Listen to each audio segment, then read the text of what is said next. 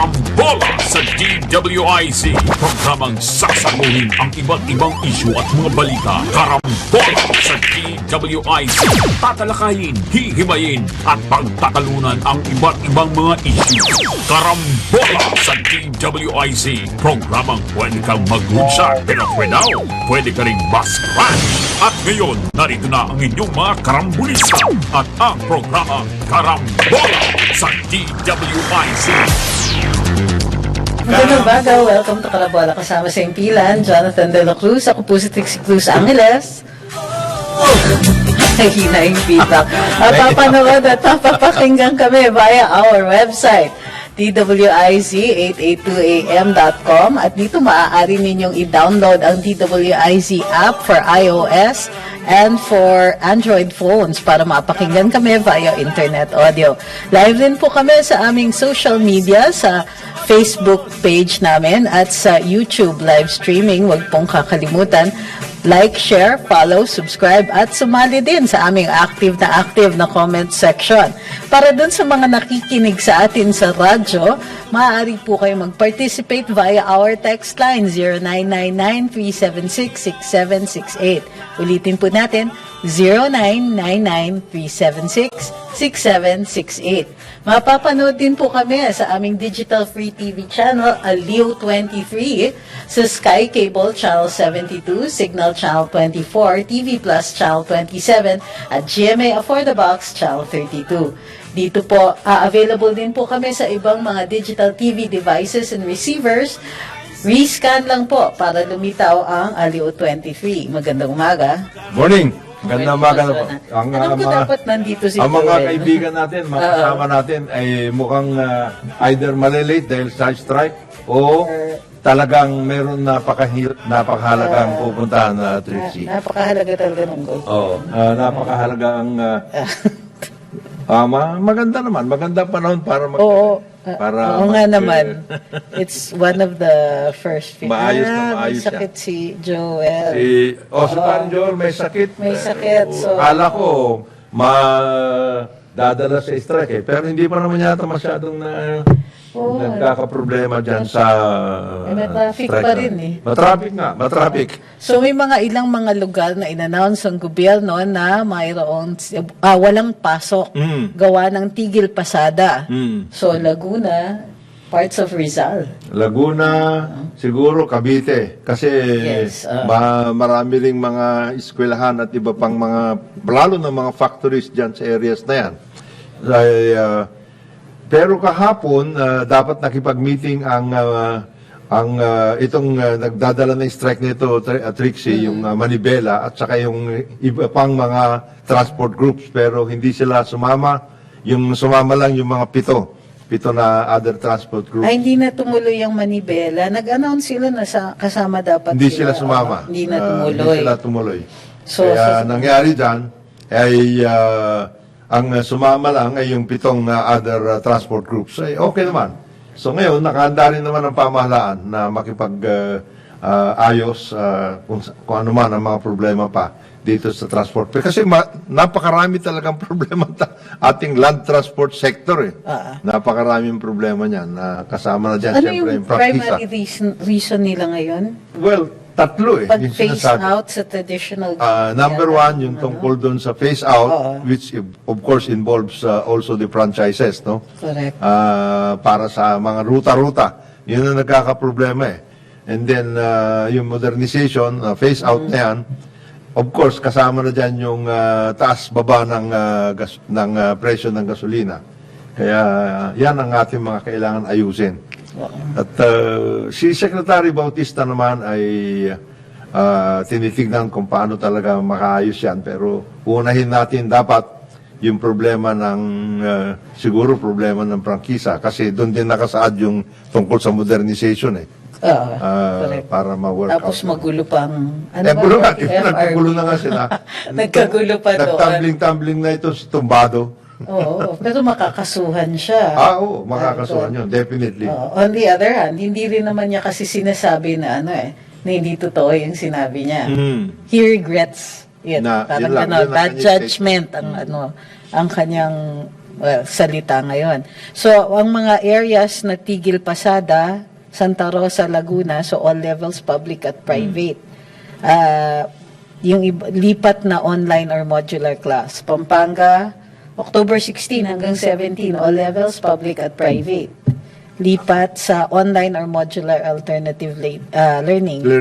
De La Salle, sa Manila, online lahat, klase at saka trabaho. Adamson hanggang October 17, online din.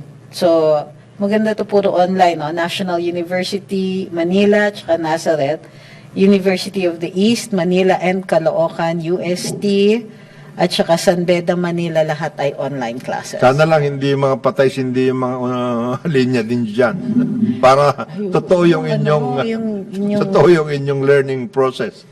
Well, on the other hand, may may in-announce na on track at saka 100,000 plus sites ang para sa free wifi. In-announce ng DICT. Pati na na malapit na rin matapos ang national backbone para sa broadband. Kung matatandaan po natin, inumpisahan ng 2016 yung programa para una pag-aralan at saka mag-invite to bid para doon sa national backbone natin. At the same time, nalatigo yung mga telcos. yung mga telcos ng dating presidente. So part of the continuity ay tinuloy rin naman at maganda ang pagkakatuloy, mukhang very efficient ng DICT ngayon doon sa national broadband. At nilalawakan din nila yung coverage ng free wifi. Kasi may batas ito eh. So, nung una, yung free wifi, dahil limitado, syempre, nung bago yung batas, kailan lang yung batas? 2019 ba? Well, towards that. Before the pandemic. Tapos, syempre, nagka-pandemic. So, ang una, yung pioneer sites nila were major thoroughfares like EDSA. I think in Lex dapat kinukumpleto nila. Although, available ang data dun sa mga areas na yon. May mga huge blank spaces pa. Pero, ang target ng DICT ay makatapos sila ng more than 100,000 sites before 2026. Ayos naman yun. Kasi, unang-una, napag-alaman na rin natin na ipapagamit na ng NGCP yung transmission lines na talaga naman na ano yun, kasama dun sa National Broadband Program yan. Yung paggamit ng mga yung grid mismo ng NGCP kasi mayroong kasamang yun telephone, IT na parang yan na rin yung yan na rin yung broadband in effect.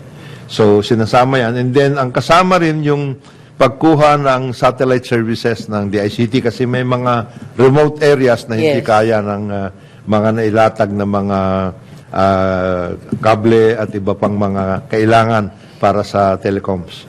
So, maganda nangyayari dyan. Ang kailangan lang ay, at hinihingi nga natin sa DICT, huwag na ninyong pabayaan na yung mga 2021 projects na funded na yun ay ma-divert kasi sayang yun. Kung mayroon mga ilan lang ng mga problema dyan sa mga projects na yan, ayusin na lang para magamit yung pondo kasi kailangan na ipatupad kasi kasama dyan yung mga data center, Trixie. Kailangan yung data center kasi lalo ngayon na napaghahak ang mga government offices, kailangan natin maayos ang ating data center kasi doon ilalagak yung iba pang mga kailangan na mga data.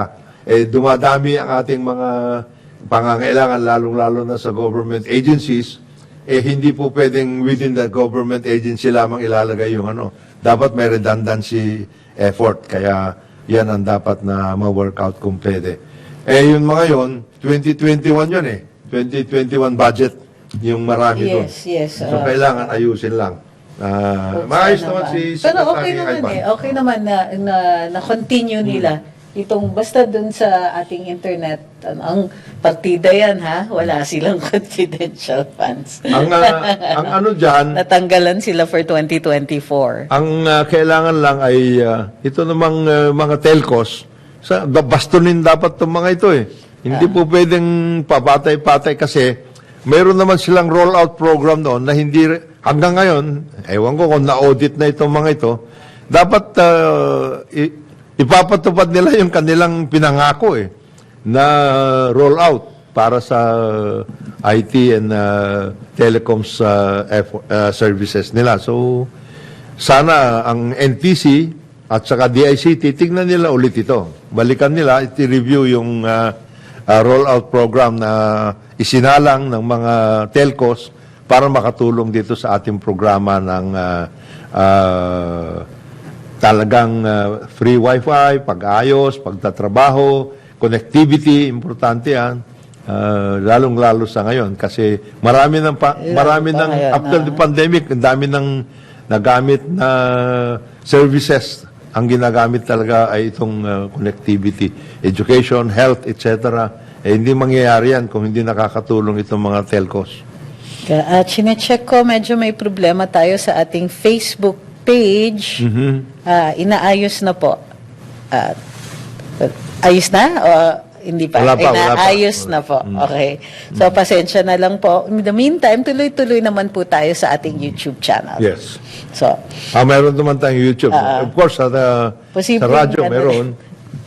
Kayo naman, kung kailan connectivity yung pinag-uusapan, talagang timing nyo ha. Galing, sobra. So, yun nga yung nagiging issue eh. Parating, kahit dito sa atin, nagiging issue po minsan. Dito sa ang mismo, connectivity dito mismo. Dito sa aming mga Sa social studio. media and other, sa studio na rin, buong buo. So, but in the meantime, we have high hopes na dahil tuloy-tuloy nga at tinutuloy-tuloy naman ng DICT ang kanilang mga programa at saka ang programa nang galing pa dun sa previous administration. Nagpapasalamat tayo. Ngayon, in the meantime, nahack daw ang Congress page. Nahack ang Congress, may isa pa eh. Dalawa silang agencies. Kahapon? At least, ang tingin ko, mayroong effort talaga na i-hack yung mga as many government agencies as they can. Dati PSA, sabihin mo PSA. Siyempre, PhilHealth. Ang susunod daw, yung mga yung mga financial institutions. Ayun, Sana, yun ang nakakatakot. tingnan ninyo na mabuti, pakiusap lang natin sa mga heads of financial institutions. Land Bank, DBP, GSIS, SSS, Pag-ibig. Nako, yan, pag nagkagulo dyan, malaking bagay ang malaking problema ang abutan natin kasi marami pong hawak ng mga data itong mga ito, hindi lamang data, kundi yung mismong UST. financial services. So just recently nag-start sa PhilHealth. Tapos Philippine Statistics Authority. Tapos DOST. DOST mismo. Oo, DOST. May data leak sila na naka-affect dun sa One Expert portal nila. Pero wala naman daw sensitive data na nakuha. Meanwhile, sa Kongreso, defacement ang nangyari. Na-hack sila pero parang pinostan lang ng picture na you've been hacked, tapos may April Fools kahit October pa lang, at nag-claim nito ay yung grupo na Three Musketeers. Big sabihin, kaya nila kayong pasukan. Parang parang foreshadowing na kaya palang pasukin itong mga doesn't look like may pinakialaman na data or there's any data breach. Defacement po talaga. Pati yung mga, yung calendar ng activities nila na na pinalitan ng parang you've been hacked, parang ganon. Nandun pa rin, makikita nyo pa rin yung mga schedules, andyan pa rin yung mga draft laws. In general, hindi naman nagalaw yung site except for the defacement. So, for me, parang warning yan. Na kayang-kaya yan pasukin. Kaya sana pag-igihin at lalo pang pagtibayin ng ating mga government agencies yung kanilang firewalls, yung kanilang mga security activities. At matutulungan naman kayo dyan ng, ng DICT at marami naman mga experts na pwedeng, kung kulang ho kayo, may pagkakataon na humanap tayo ng mga paraan para makatulong yung iba pang outside of the government, na consultants or either. Pero ang umiikot sa social media, yung speculation na nagpa-hack me ang Congress kasi full-blown yung kanilang response, at least dun sa sa kanilang mga pressers, full-blown yung response nila on the hacking incident na for a while kasi offline siya. So it's possible na yung nag-offline ay yung administrators ng House to take care, para ma-protect yung kanilang data. Pero syempre, hindi natin maiwasan yung speculation na umiikot na kaya daw na hack ay to divert the issue from the yung concurrent resolution number 10 issued in 2011 tungkol dun sa pagliliquidate ng individual accounts ng mga various congressmen and senators. Concurrent resolution number 10 maintains the manner of liquidation and audit. So, ang nangyayari, ever since, hindi lang nag-start noong 2011, ang mga individual na kongresista at mga senador, hindi pinapublish yung kanilang audit. At yung kanilang MOOE ay subject na lang to certification that the funds had been spent in accordance with the intent of the funding. So ngayon, nagkukos ito ng, syempre, dahil dinikit dun sa issue ni Vice President Inday, nagkukos ngayon ng matinding debate sa social media at idinidikit itong pag-hack ng Congress website. So very rife yung speculation tungkol dito sa Pero alam mo yan, sa website. Trixie, naging kalakaran yan and the Commission on Audit has agreed with that. Kasi ang nangyari, it's a package. Each and every member of Congress is given a certain amount na pare-pareho kayo. In other words, Yes, halimbawa, ang total for the month is for everything else, your office personnel, MOOE, travel, etc., for example, maintenance, everything for your office requirements.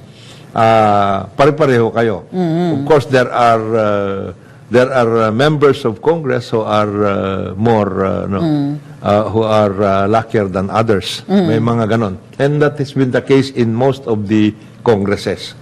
Luckier than others? Yes. Hindi, totoo. Kasi politika yan sino yung malapit kasi, sa kusina? Ano yan And then, of course, may mga because Congress since way back nagkaroon, I think during the time of President Cory Aquino, kasi nagkaroon nawala yung mga parties NP and LP ganyan, wala. So ang Congress and even the Senate were ruled by ruling coalitions. So parties halos walang grupo-grupo so party-based yung mga yan. So ang nag-uusap yung mga leaders of the parties. So as leaders of the parties, they are luckier than the simple members of parties. And then when the time came when the party list groups came in, they were in fact in many instances treated as second-class members of Congress. Until such time na nagkaroon ng boom. Wala silang funding nun, di ba? Yung unang party list members. Meron naman, but they were less. They were given less than kasi naalala ko din, nadalaw ko si Chito Gascon. Si Chito Gascon kasi dating congressman. Yes. Party list representative ng youth. Kasi nung bago yung party list system, in-appoint sila. Yes, in-appoint sila. So, ang sabi ni Chito, wala siyang CDF or wala siyong pork barrel. Pero, may pondo yung kanyang office. Meron siyang for travel, meron siyang for staff, and so on. So, yun yung that's what I mean. Niya noon. That's what I mean when I say some are luckier than the others. Ay, ganon. Kaya pala. Merong iba na like nung sila, kagaya sila Chito, na-appoint. So, ang tingin ng mga members at the time, siguro, is that elected kami, kayo appointed eh. So, kami gumastos kayo. Naiintindihan ko naman. So, yung ganun ang nangyari. Yung difference. The difference, no? But when the party list system was fully activated and nagkaroon na election, siyempre there was a clamor na, huwag naman, do not treat us as second-class citizens. Until such time na umalagwa, dumami ng dumami ang party list members of Congress, they became a very powerful bloc. Lalo na ngayon. Ngayon, Tignan nyo, yung chair ng appropriations. nung panahon, nag-umpisa yan nung ano eh, kasi nung panahon ni President Pinoy, ang the powerful committees, there are powerful committees by the way, were manned by district representatives. Okay. Nagumpisa yung party list na naging very powerful nung panahon ni President Duterte. Kasi nagdalawang fight eh. Speaker Alan Peter Cayetano Si Lord Alan. and then Lord Alan, no?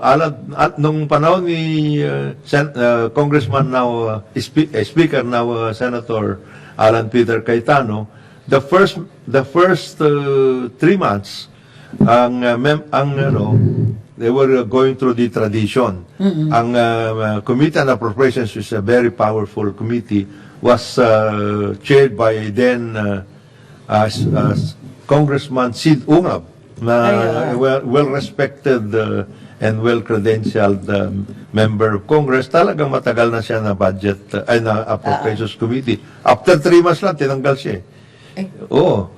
Pinalitan ni Eric Yap, party list. Yes, that's right. Si, Yes. si Kong Eric. Kong Eric. And then, tuloy-tuloy si Congressman Eric Yap until yung sa pagpapalit ng leadership si Speaker Lord Alan Velasco. Siya pa rin ang... so, yan ang nangyari.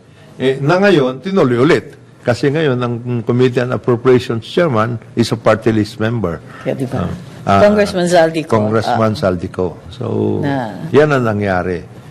Medyo na spotlight sila kasi yung Yes. small committee na nag-decide o namili kung sino yung mga matatanggalan ng CF. Si Kong Saldi, si Kong Stella, sino ba yung dalawa? Yung majority tsaka minority leaders. Leaders, yes. So, yung apat Congressman na yun. Dalipe and Congressman Libanan. Si Kong Nonoy. So, yan ang mga nangyari dyan. That is usually the case na meron really small committee after the plenary. Small committee, repasuhin yung napag-usapan sa plenary, and then that is the book, or that is the congressional book on the appropriations na dadalhin sa Senate for purposes of concurrence or revision, which will then be reconciled at the level of the BICAM. Correct. So yan ang kalakaran sa ngayon. And of course, naging problema ngayon tungkol nga sa issue ng confidential and intelligence funds, which I think will finally be resolved, I think. Tingin ko sa At the BICAM, level of BICAM. Yeah. Although, kasi medyo malabo yung messaging ng Senado. Sabi ni Senator Migs, magko-concur sila with the House. Yes. Pero may interview si Senator Sani na sinabi hindi sila aayon doon sa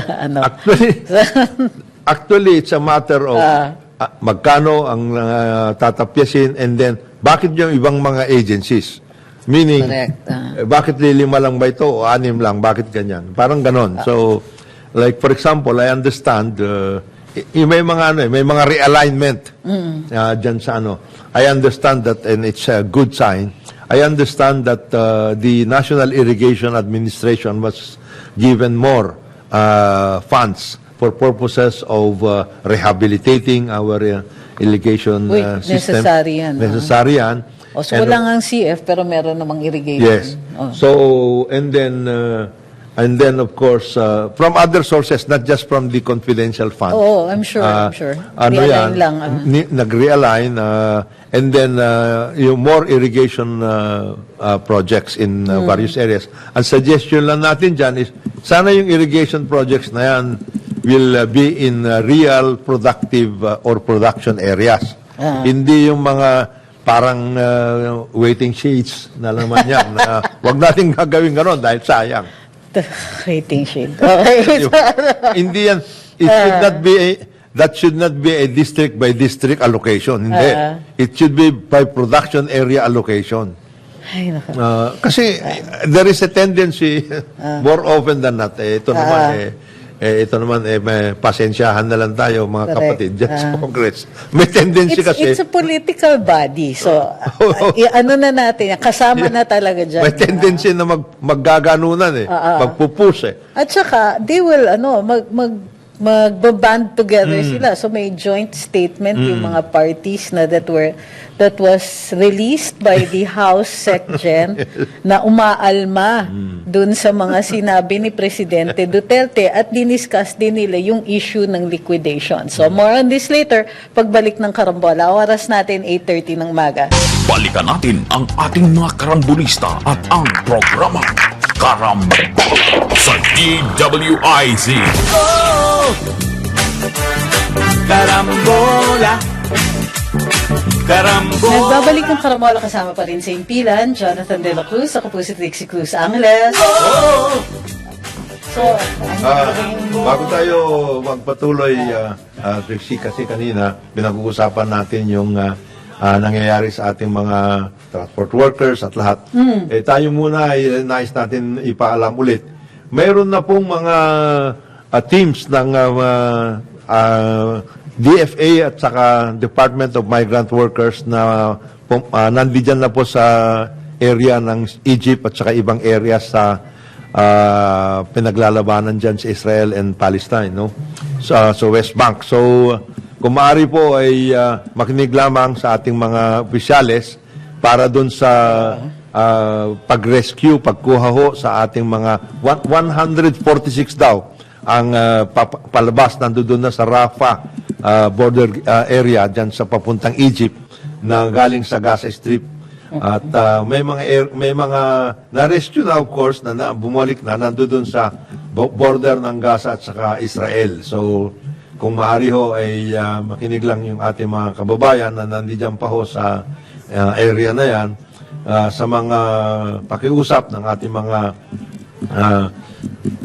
opisyales na nandiyan sa ngayon, DFA at saka Department of Migrant Workers at saka OWA.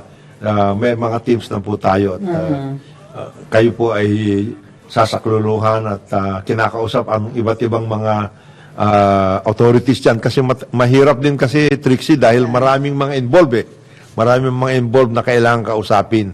Yan yung usually ang problema pagdating sa evacuation. Okay. Hindi lang isang guru, lalo na yung gera. Ang hirap ng pakikipag-usap dyan. Okay. Bumalik yung aming internet, yung Bumalik aming na, Facebook bumalik na. page, pero nawala na naman. Ha? Ngayon lang, parang nawala na naman. Naku, talaga naman itong connectivity. Tingin ko, kaya connectivity tayo issue. nagkakaproblema pati sa defacing, sa mga hacking at lahat. So, Kaya wala na naman tayo po. Kaya tayo. Share ako ng share sa social media, nakatatlong share na ako, tapos lahat nawawala. Ako, pasensya na po kayo at inaasikaso naman po yung aming Facebook. Pagdating sa ganyan, Trixie, kaya madaling matira yung security protocols mo di ba? Itong mga ganito, patay sindi, ng internet. Madali kang habulin Madali kang yung mga magagaling pa naman mga hackers. Ang pagkaintindi ko nga yung nag-hack sa PhilHealth Pinoy na grupo. Talaga? Yes. Hala. Yung sinasabi nila Medusa. Yung Medusa. Yung ransomware. Ransomware. Nila. hanggang ngayon, dahan-dahan, selectively nire-release yung mga data nitong mga hackers, data ng mga taga-PhilHealth. I assume yung mga individual. So, medyo problematic ito. Kasi nung una, ina-assert pa ng PhilHealth na hindi masyadong malala ang data breach at hindi naman daw umabot or mamimiligro yung sa possibility of identity theft sa kanilang mga ano bang tawag niyan? Contributors, members. Oo. Okay. So, ngayon, nilabas na. Nilileak na nila dahan-dahan. So, they are available, iba-iba pong sites ang nagpa-publish ng link kung saan makikita at ma-check ninyo kung saan, kung sakasakaling nadamay kayo sa data leak. Ito naman si Ed, pinapagalitan ako. Bakit daw wala akong ginawa na may describe yung suit mo? Sabi ko, pasensya na ako, kasi hindi naman ako sanay sa ganun eh. Itong dalawa kong kasama, si Conrad at saka si Joel, yan ang mga magagaling sa description. Ako, simple lang ako mag-describe. Baka mamaya magkamali pa ako, di mapagalitan pa ako ng trick. Pero maganda ho ang suot. Maganda ho suot, itim at saka beige. Yan ang talagang kombinasyon. Ako hindi ako marunong sa mga kombinasyon eh. Itong dalawa, pala, si Conrad. walang fashion. Si Conrad at saka si Joel, sila may mga fashion statements.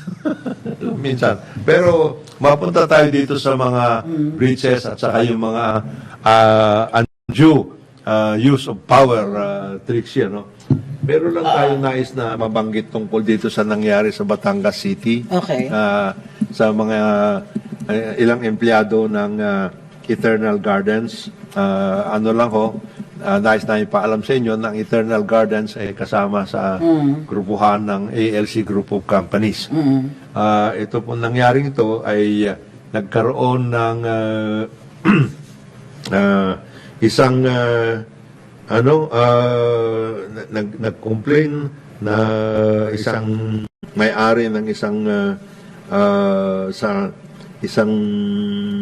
lote dyan sa Eternal Gardens sa Batangas City na nawawala daw yung kanyang marble marker doon sa memorial property na Eternal Gardens. Tinira kagad yung ating mga kasama ng mga empleyado doon. On a Friday. Grabe. Oo. Hindi, ito yung nire-resolve yung sitwasyon kasi nawawala yung lapida. Yung marker. But it was not stolen or lost irretrievably. It was held yata for safekeeping. Tapos, pero very upset yung client who happens to be a prosecutor. Despite the sincere efforts para ma-resolve yung sitwasyon, pinapick up or dinala yung ilang empleyado, dalawa yata. Dalawang empleyado sa Eternal Gardens. Sa police, where they were questioned without counsel. Pag dinala kayo sa police, kung in custodial yung questioning, kailangan mo na ng abogado. Yes. Paano mo malalaman na in custodial investigation yan? Yung hindi ka na pwedeng umalis. Pag hindi ka na pwedeng umalis at nagtatanong sila sa inyo, kailangan mo nang humingi ng abogado, you're entitled to a phone call. Karapatan niya. Whether lawyer or family member ang tawagan, pwede. But you are entitled to that. Pero hindi sila na-inform yata ng kanilang mga rights. So, na-question sila, tapos dinala sila immediately for inquest. All the time without the benefit of counsel. So, ngayon, may charge na with statements made by the employees without counsel, and these can be challenged. So, kinokondena ng Eternal Gardens Management yung pag-handle ng situation ng client. Sinasabi na there appears to be blatant abuse of authority. Nung inaresto yung mga empleyado, kinwestiyon without counsel at dinala sa inquest all the time without benefit of counsel, at wala silang kasama kahit kapamilya. Violation ito ng mga karapatan ng mga empleyado na na-deprive ng kanilang violation ito ng mga karapatan ng mga empleyado namin ng Eternal Gardens at pinaninindigan ng Eternal Gardens na sila'y kukuha or they will seek the remedy to reassert the legal rights of their employees as well as of Eternal Gardens. Sana daw po wala naman gulangan sa DOJ. Gets namin na isa sa inyo ang mukhang Nag-complain. nadihado dito, nagreklamo, pero maaayos naman po yung sitwasyon. Yung ganitong kabigat na paggamit ng sistema, medyo Ng poder. maaalmahan po talaga ito. So, sana maaayos na po ang lahat. Pero bago nun, tandaan na tuloy-tuloy, may mga abogado na po doon, yung aming mga empleyado. But in the meantime, meron na sila, dehado na sila. They have been imprisoned. May ang next best thing is either they stay in jail para i-challenge yung illegal arrest or mag-file sila ng bail, in which case they might lose their right to question the illegality of the arrest. So, tingnan natin. Talagang ginawang dehado Oo, Dehado sobra, talaga sila doon. Kasi kumbaga, unang-una, bullying na to. fairness. With violation of rights. Pangalawa, hindi naman nawawala yung sinasabing marker. As a matter of fact, ang sinasabi dito ay hinahanap nga at maayos naman, makikita naman talaga yun. Hindi naman yung stolen, hindi naman kapabayaan at lahat. Kung sakaling meron namang problema on the end of Eternal Gardens, maaaring civil naman po. Yes. So, pwedeng i-reinstate yung marker o yung lapida, pwedeng may damages dito. Sana madadaan naman po ito sa Hindi naman usapan. We hindi naman don't pwedeng need to ganyan. go into a criminal action kung wala naman din pong obvious na crime. Kasi tinutulungan nga sila na mag-ayos Correct. Kinakausap naman sila. It's not as if pinabaya lang sila doon. Ang problema lang, nasa City Prosecutor's Office itong complainant na ito, ginamit yung kanyang poder. Unduly Huwag using naman it. po ganun. Wag ganun. Kumbaga, 'di ba? Sinasabi naman namin parati dito, we can criticize, we can complain, pero sana yung fair. Kasi pagka lumampas na kayo sa fairness, meron na yung damage, meron na yung possible other legal actions that can be taken. So, para dun sa mga nagrereklamo sa aming audio, inaayos na po. Pinapakiusap din natin pinapakiusap din namin yung audio namin. medyo konting lang ang pasensya. Sorry po. Itong tungkol dito sa fiscal na ito, ay papakiusap din natin sa Department of Justice na bigyan ng karampatan na pagsusuri ito. Kasi wag naman ganun. Ba't niya ginagamit yung kanyang pagkapuder? Sibin mo, binilisan yung pag-inquest at lahat. Yung custodial investigation at saka yung inquest within hindi naman sila caught in the act. Usually kasi pagka ini-inquest yan, nahuli kayo May nangyari. immediately before, hindi pa nagagawa yung crime pero may tangka na, tapos during the course of the crime or immediately after. So hindi pa maliwanag dito and therefore sana na sinunod na lang yung proseso. Nag-uusap nga Paano ba? Di ba nag-uusap nga? Nagpapaliwanagan at inaayos nga yung problema Tapos biglang yayakag ka ng pulis, tapos dadalhin mo sa police station, tapos inquest ka agad. Tapos, without waiting for counsel, nabigyan ba ng pagkakataon? Kasi yung mga yon, they would not know their rights. So, nabasahan ba sila ng kanilang Miranda and so on? So, ang dami pang questions that need to be answered here. Wag naman po, ito sinasabi ng ating mga viewers, power tripping ba? Diba? Wag Tama naman yan. po ganyan. Tamang yun. Description yun. Power tripping talaga yan. So, kumbaga, just because you can doesn't mean you should. So, magbibigay po kami ng updates tungkol dito sa kaso na to as they come in. Hindi po namin papabayaan yung mga ito because yung mga ganitong klaseng incidents, pwedeng maulit Yes. So, ito yung blatant abuse of power. Wag po sanang ganyan. In any agency, but especially since dito, kasi fiscal po kayo nasa poder po kayo na maayos. Tapos ito, ayun nga, sinasabi ni Trixie, niratrat niyo yung procedure. Wala kayo sa lugar. Hindi tama yun. Pagsabihan nyo man lang, sana si Sec Boying makapansin nito. So, in the meantime, may mga tanong dito tungkol dun sa concurrent resolution number 10. Yes. So, of course, ito yung problema natin So many people, they want to change the Constitution pero hindi nila alam kung ano yung mga babaguhin. So they're blaming concurrent resolution number 10 on the Constitution. Hindi po yan, ganon.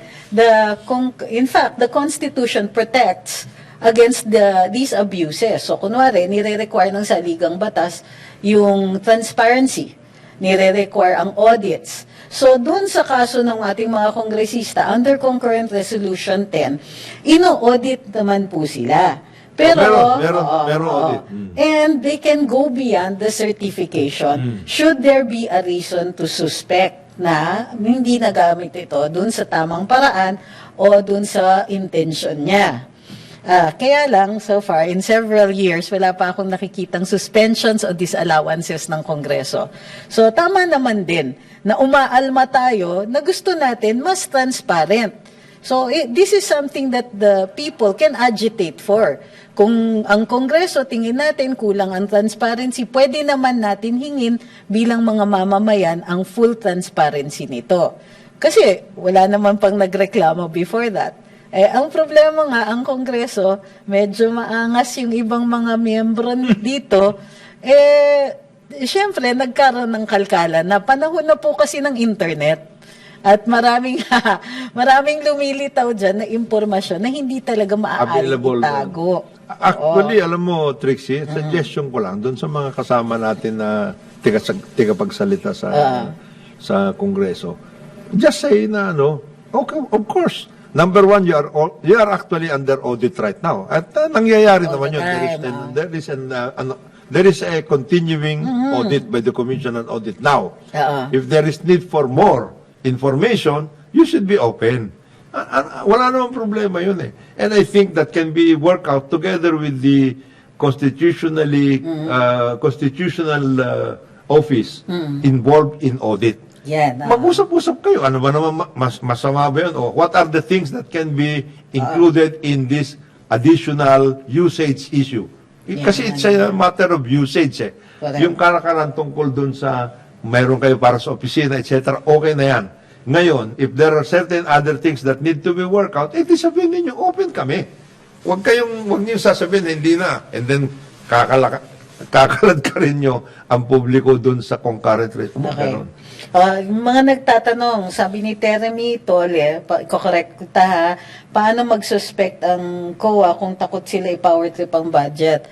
Hindi po power trip ang budget ng COA dahil independent constitutional body po siya. So, yung mga constitutional bodies like the Commission on Audit, the COMELEC, and sino ba? The COMELEC, CHR. Hindi po, hindi siya hindi siya kasama. Yung dapat COMELEC, hindi kasama yung CHR. Minsan ombudsman, Sandigan Bayan. Hindi, civil service.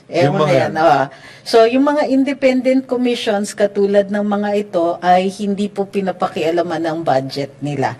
Binibigay lang ng buo.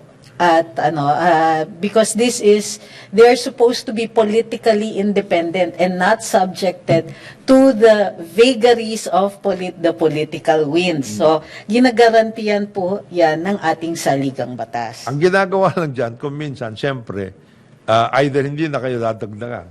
Oo, pwedeng hindi kayo dagdagan. Hindi kayo pwede bawasan. Hindi kayo pwedeng bawasan. So, hindi, ganun lang yan. May mga iba, kung minsan, i-hold yung diskusyon para lang mapag-aralan ano ba talaga itong ginagawa ninyo. In certain instances, kalimbawa, at one point in time, tinanong, ano ba itong audit memorandum ninyo for this particular agency?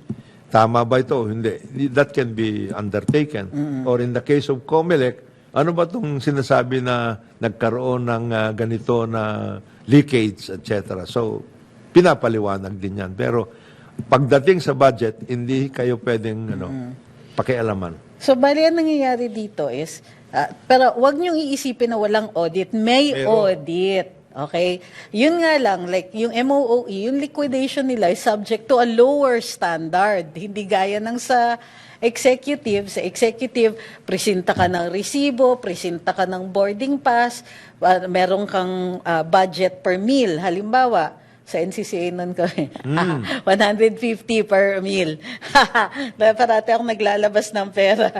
But, so may mga ganong klaseng considerations. Sa Kongreso, kasi ang sinasabi nila, delikado or there are investigations or legislation na kailangan kino-confidential muna nila until it becomes a law, until they have passed it, or yung mga pre-work dyan, like yung research and so on, baka pagsamantalahan ng mga insider trading and so on, ginagawa nilang confidential. Or Ngayon, pwede silang ma-blackmail or whatever. Yun, correct. Yun. This is also the case of the judiciary.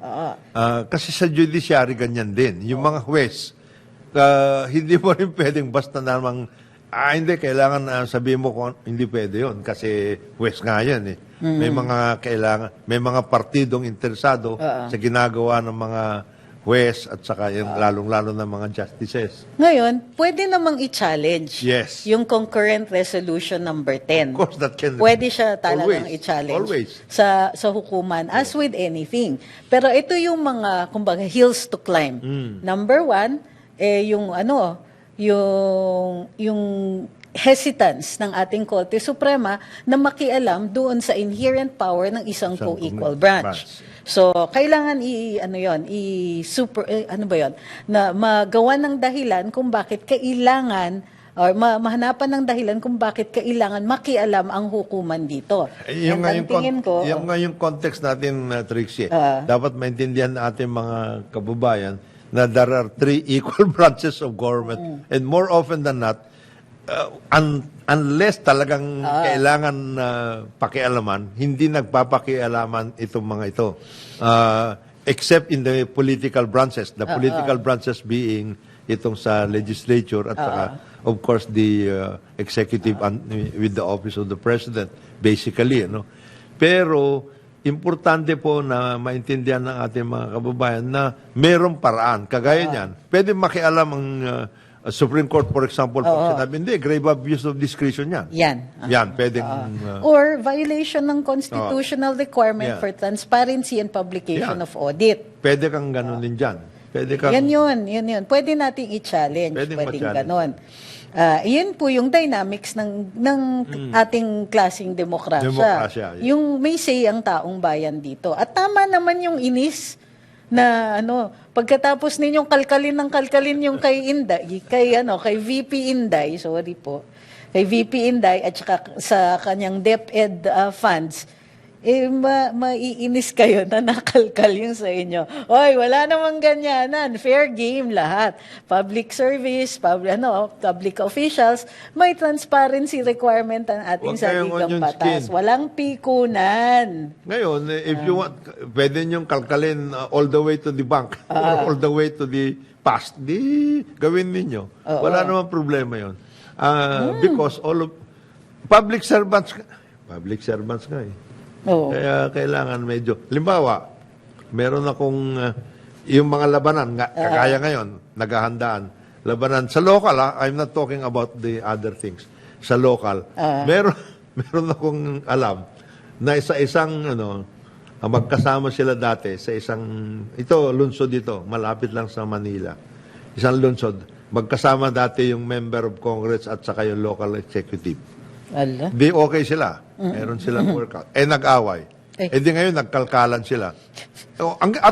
At ang nagagamit, siyempre, yung COA report. Ayan na po. So, syempre, kaya nga, yun yung purpose ng COA report, di ba? Isa publiko yung paggagastos ng Sa executive kasi, ang higpit, pati sa judiciary. Pero kailangan din natin ng konting leeway para dun sa any official needs a little discretion. And in fact, nakasulat yan dun sa ating saligang batas. Pero, nakalagay dun sa saligang batas, subject to rules and laws, the appropriate rules and laws. So, Kaya ano yan, basta ang usually naman na Trixie, alam mo, ang rule of thumb lang yan. Eh. Pag ikaw ay nasa public office, don't be onion-skinned. Totoo yan. Relax ka lang. Nag-issue nga sila ng statement. So, umaalma sila tungkol dun sa mga sinabi ng ating dating Pangulo, si Rodrigo Duterte, sa kanyang, ano ba yan? Gikan sa masa. This is the radio program. Correct. Radio TV program. So, medyo, natawa lang ako kasi medyo pikon yung reaction eh. Ang sinasabi nila, subject to rigorous audit and yung kanila. Actually, well, Yung aside from the budget. rigorous audit, etc., ang nag-ano doon yung tungkol doon sa case France, Congresswoman. Yun France talaga. Well, naintindihan ko Yeah. that they will, yun tungkol sa threat at saka, siyempre, you should already be, accustomed to the former president. Alam. Ganon magsalita yun eh. Paano? Hindi, nananamantala na lang, political noise na rin lang. Siyempre, additional column inches yan kapag kinasuhan pa nila. May mga hindi pa nga sila nagkakaso, nag-a-announce na sila nakakasuhan. Para sa akin, yan yung pinaka-hallmark na this is a political game. This is just part of their political game. So, dito sa, nag-file pa sila ng resolution ngayon.